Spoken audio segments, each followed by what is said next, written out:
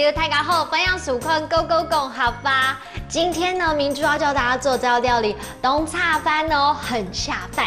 就是呢，豆酱烧豆腐，有没有想到就可以准备好几碗饭来扒了？好，我们来看看怎么做吧。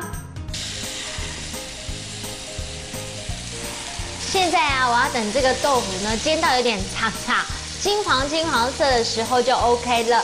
不过呢，这个豆腐客家话到底该怎么说？就是 tofu， 很好记吧？好，现在我们就慢慢等候它。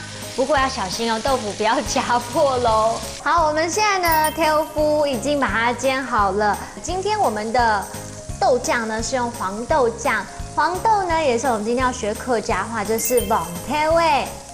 黄豆味要记起来哦，黄豆酱放进去，加一点点酱油。接下来呢，我要教大家讲一整句的客家话，就是呢，煎过的豆腐不容易破。客家话呢，就是煎过的豆腐它不会烂。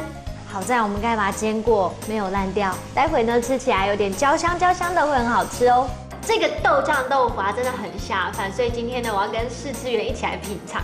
它配白饭更刚好，因为味道比较重一点，今天呢，我们要挑战讲的这句话就是煎过的豆腐不容易破，煎过的豆腐它唔会烂，煎过的豆腐它不会烂，煎过的豆腐，煎过的豆腐它唔会烂，它不会烂。你要常常收看《Go Go 讲好吧》。要，我上次有看过一次。真的哈，多试几次就 OK 了。 Hello， 各位朋友们，其实豆类制品呢，在我们日常饮食当中常常吃到，而且呢，它很多的变化。今天呢，学到新的菜色，也要来复习一下认识的新的词喽。来看到第一个词就是豆腐 ，tofu。第二个呢就是黄豆 ，bong tofu。第三个，我们来学到一整句话哦。来看到这句话就是。 煎过的豆腐不容易破，煎过的豆腐它唔会烂，煎过的豆腐它唔会烂。